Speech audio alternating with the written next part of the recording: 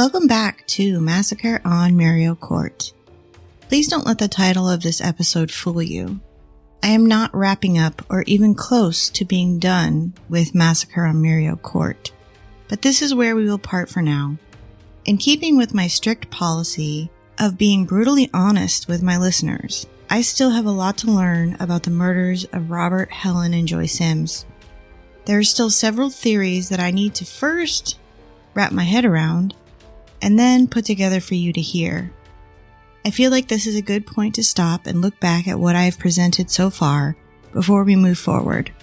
As mentioned, I am creating this show in real time, as I am learning more and more. I didn't set out for it to be this way. I actually prepared for almost a year before I recorded a single episode. I thought I pretty much knew everything I needed to know about this case, but I was wrong. There is so much more, and it goes so much deeper. That being said, Season 2 is forthcoming. It's mostly quiet on Muriel Court, but that wasn't the case in 1966 when Robert Sims, his wife Helen, and young daughter Joy found gagged, stabbed, and shot to death. Safer politically to leave it alone.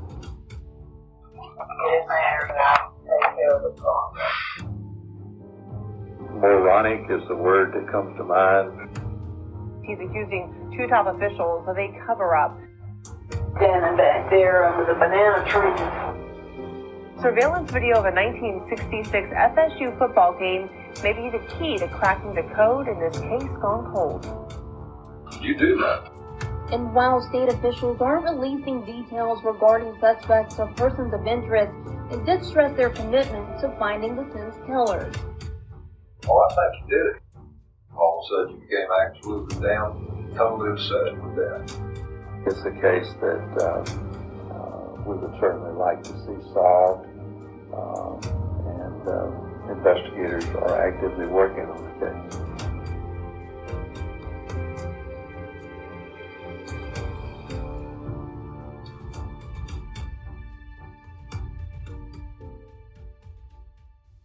Let's do a quick recap of what occurred on the night of October 22nd, 1966.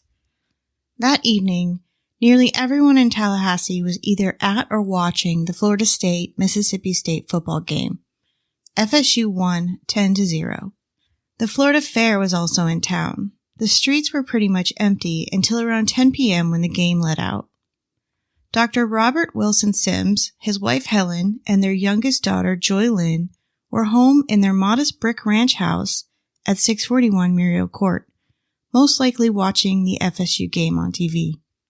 Their two older daughters, Jenny and Judy, were babysitting nearby for parents who were attending the football game. At approximately 11:15 p.m., the Sims' oldest daughter, Jenny, arrived home. The first thing Jenny noticed was that the kitchen door, which led out into the carport, was open, and this was very odd. This was the door the family used most to enter and exit the home, and they were all very good about keeping it closed. When she entered the house, she could hear the TV playing, but couldn't find the rest of her family members. She meandered through the house, looking for them when she came upon the master bedroom, her parents' room, and what she saw has undoubtedly haunted her to this day.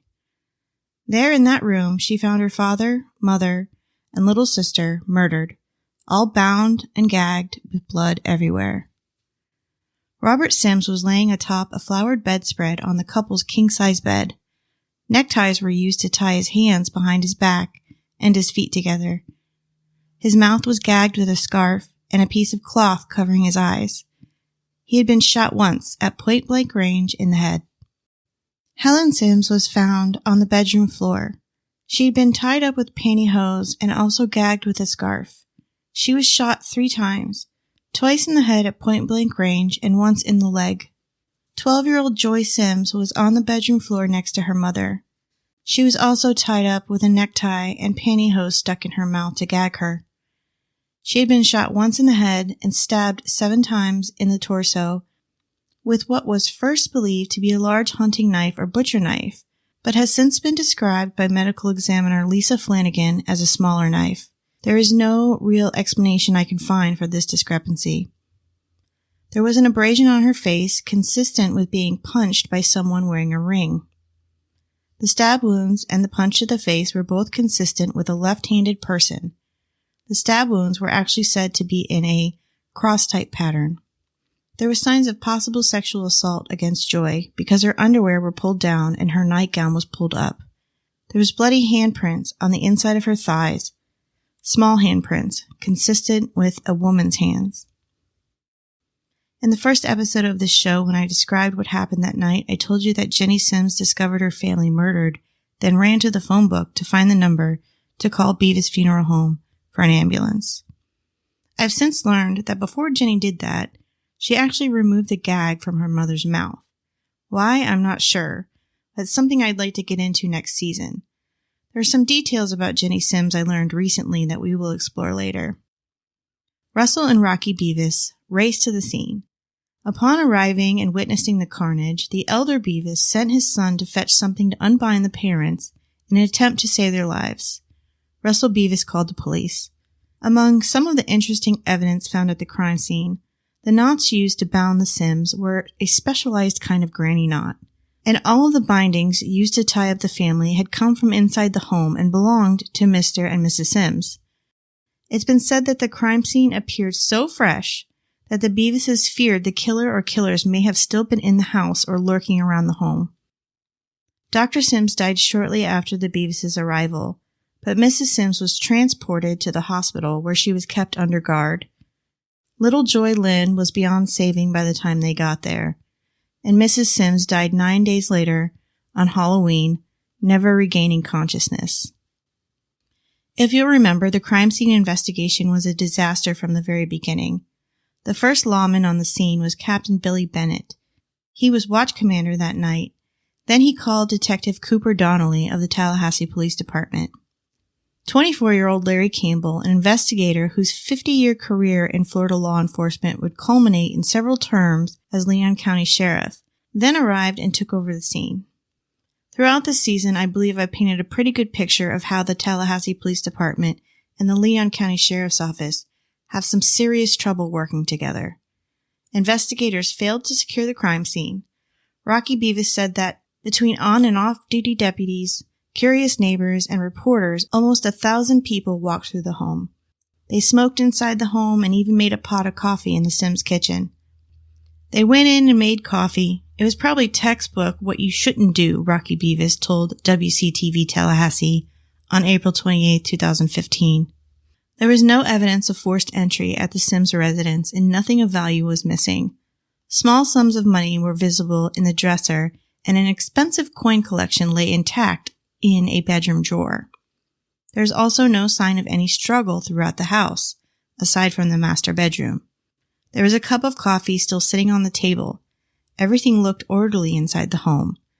Perhaps one of the strangest things about this crime scene was that the Sims' marriage certificate was missing from where it hung on the wall. There were neighbors who heard gunshots at around 10:45 p.m. 2 neighbors saw a young man who was described as tall and thin. One neighbor named this young man as someone she knew, Vernon Fox Jr. It was theorized right off the bat that there was more than one assailant. There were several suspects that came to light not long after the murders.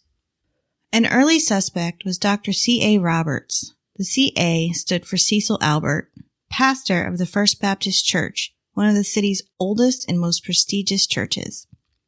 Helen Sims was the secretary at the church, and her family was deeply involved with the church, but she had resigned from her position just days before the murders. C.A. Roberts had a reputation of being quite the ladies' man. As a matter of fact, during the investigation, it was discovered that he was having affairs with many women in town. Roberts was even rumored to be having an affair with Helen Sims. The pastor's roving eye and the timing of Mrs. Sims' resignation seemed suspect, but an affair seemed highly unlikely. There was a lot of speculation that Helen strongly disapproved of Pastor Roberts' philandering ways. In the end, Roberts had a seemingly solid alibi. He was the FSU team chaplain and was seen at the game in the film's coverage pretty much the whole time. So C.A. Roberts had a solid alibi, and there was no way he could have murdered the Sims family. But Roberts was said to have a cult-like following. People adored him, worshipped him even. And maybe Helen, who was his secretary, had a front row seat to his affairs, most of which happened in his office. Maybe Helen knew too much. Side note, investigators combed Pastor Roberts' office with a black light, and one investigator is quoted as saying it lit up like a Christmas tree with all the semen and bodily fluids in the room. Now that Helen had quit her job, maybe Pastor Roberts was afraid she would talk, so she had to be silenced. Could the pastor have gotten one of his cult-like followers to do his dirty work for him? But if this was some kind of hit made by Pastor Roberts, or anyone else for that matter, why was Joy Lynn killed in such a brutal fashion? Dr. and Mrs. Sims were taken out rather quickly, but Joy was overkilled. Why? Was Joy the actual target? That's been a question I've come back to several times throughout this season. Another suspect was Robert Howells, a violent, drunk local man who told his wife that he killed the Sims family. Many years later, after they divorced, his wife came forward with this information. But Howells was quickly dropped off the suspect list because his motive, which was that Helen had angered him in the grocery store earlier that day, was weak, and there was really no evidence whatsoever that he had anything to do with the murders. Tommy Fulgham was just 16 years old at the time of the Sims murder, and he didn't pop onto investigators' radar until 1979 when he was 29 years old and living in Atlanta. Tommy Fulgham lived 2 blocks away from the Sims' Muriel Court residence. Back when the murders first occurred, investigators were going door to door and talking to neighbors about where they were that night and if they had seen anything. But every time they went to the Fulgham residence, Tommy wasn't home, to the point where investigators started to believe maybe he was avoiding them. Nothing more came of it then, not until 1979 when Fulgham murdered his girlfriend, Dale Purney. When police found Purney, she lay disemboweled of all of her organs from her genital area to her windpipe. A 12-inch butcher knife was stuck into her unclothed upper body. Some of Purney's internal organs were found in the bathtub. Other pieces were on the floor in the kitchen in the living room. An autopsy showed that 44 separate stab wounds in the trunk and chest caused her death. Fulgham was a chronic paranoid schizophrenic who suffered delusional compulsions triggered by religious stimuli. Investigators took another look at Tommy Fulgham. Even though he was so young at the time of the murders, they were not leaving any stone unturned. It turns out that Tommy was at a party that night, and several people, including a former girlfriend of his, remember him there all night. Also, his fingerprints didn't match any found at the scene, so he was eliminated as a suspect. Vernon and Charlie. We've talked a lot about these two over the last 11 episodes. They were a couple at the time of the murders. Charlie was obsessed with death, caught breaking into local funeral homes and stealing things, followed Larry Campbell around during the investigation, and even sat for a 6-hour interview 20 years later in 1987 where she all but confessed to killing the Sims with the help of Vernon Fox Jr. Vernon Jr. was the son of prominent Dr. Vernon Fox Sr., the godfather of criminology at FSU. Dr. Fox started the criminology program at FSU and even wrote the textbooks. Many of the lawmen who worked on the Sims case had taken Dr. Fox's classes, including Larry Campbell. At the time, Vernon was being accused of being a peeping Tom that had been reported multiple times in the neighborhood in the months before the murders. He was also accused of being a pedophile. Both of these accusations he vehemently denies to this day. It was said that Vernon was possibly caught peeping on Joy Sims, and the theory was that he and Charlie killed the family to keep him out of trouble. Charlie actually alluded to this as the motive many times in her 1987 interview. Here's a quick clip to help refresh your memory. This is why I think that I went in there and did it. Vernon was in trouble, some kind of damn trouble. And I was going to lose the only friend I had.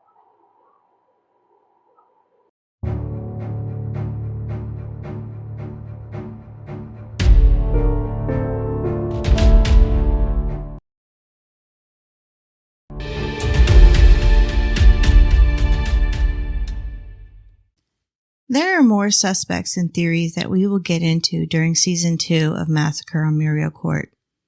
In Episode 3 of this season, Who's Who, I introduced you to many of the main players in this case over the years.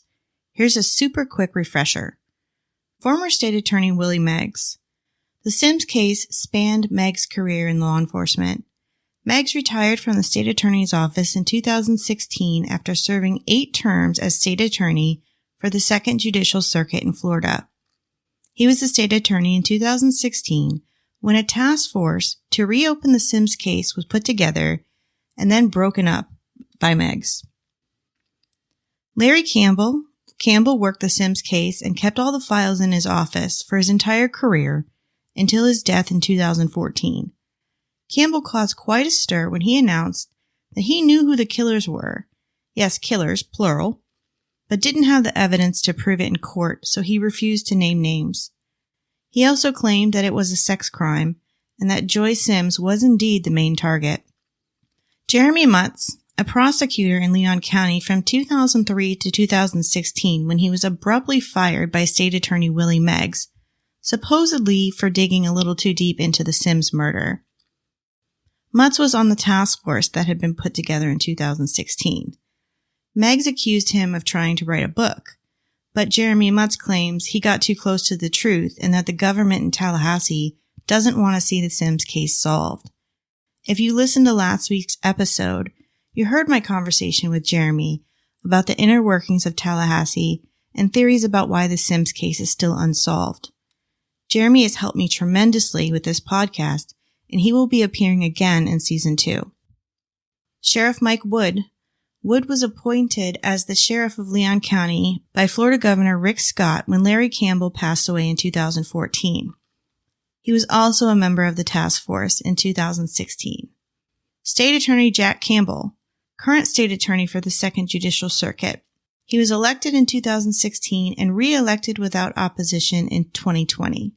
He is also Larry Campbell's son. Sheriff Walter McNeil is the current sheriff of Leon County.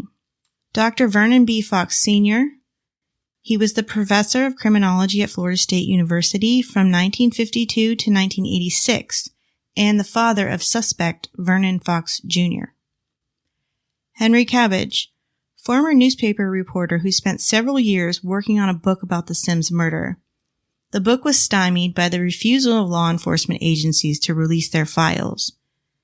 In 2001, Cabbage lost a lawsuit to force the release of the records, but a year later, Sheriff Larry Campbell turned over more than 2,000 pages of records to Cabbage. During a talk to the Tallahassee Historical Society in 2015, Cabbage publicly named Vernon Fox Jr. and Mary Charles LaJoy as the main suspects in the case. Over the course of this podcast, we've discussed the corruption that seems to plague Tallahassee.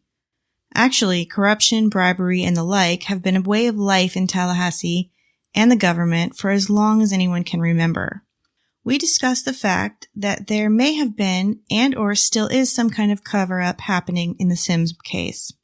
Much more about that is coming in Season 2. In Episode 5, I presented to you all of the online postings and emails between myself and Vernon Fox Jr. You can take from that what you will. We talked about possible connections. We discussed the idea that the Sims murders may have been connected to another family murder that occurred only 5 weeks earlier in Cincinnati, Ohio, the Bricka family.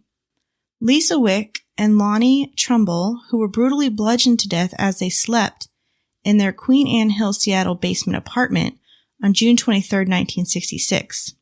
Linda Bricka used to live and work with these women, but the connection to the Sims or the Brickas just isn't there on this one. Lisa Wick and Lonnie Trumbull are actually thought to be 2 of Ted Bundy's first victims. 21-year-old Valerie Percy was bludgeoned to death as she lay asleep in the bed of her Kenilworth, Illinois home on the night of September 18, 1966. Her killer bolted after stabbing Valerie 14 times with a bayonet. Nothing from the home was stolen. The Bowles family murders in Crestline, California. The weekend of August 13, 1965, James Bowles, his wife Darlene, and their 2 sons, Bobby and Tommy, were found with numerous fatal gunshots to the head and chest area, as well as wounds to the limbs and extremities. We discussed a man named William Thorson III, a bona fide psychopath who may or may not have even been the Zodiac Killer. I had a long and interesting conversation with Glenn Wall, author of the book Zodiac Maniac, comparing and contrasting Thorson's crimes and the possibility that Thorson may have killed the Sims family. In episode 9, Tallahassee Doesn't Like to Deal with Messy, we went all the way back to 1929 and highlighted the times when authorities in Tallahassee may have brushed things under the rug, cut corners, and even arrested the wrong people for crimes just to get cases closed and off their books. And finally, in episode 10, we looked at the idea that the killer of the Sims family may have been a copycat killer. So now you're wondering what's next. There are still a few major theories about what happened to the Sims family and why. As I said in the beginning, I need to fully understand these so that I can present them to you in a way that you will understand, without making myself look like I'm wearing a tinfoil hat. I've spoken at length to Jeremy Mutz, the closest person I know who actually came close to solving this case. And like I said, Jeremy will be joining me again in the future. I've met some other sources who have information and theories on the case that I feel are worth pursuing. I'm planning a trip to Tallahassee to see the Sims home with my own eyes, walk the neighborhood, and get a real grasp on the area and landscape. I feel like that would really help me better understand the timeline of events. So please, stay tuned for Season 2. Massacre on Muriel Court is researched, written, and produced by me, Lauren Samples. If you'd like to support the show, please consider joining our Palmahawk Media Patreon page at patreon.com/Palmahawk Media. That's PALMAHAWK Media. On Patreon, you'll receive early and ad-free episodes of this show and our sister show, Paradise After Dark, along with exclusive content for both shows. Thanks for listening.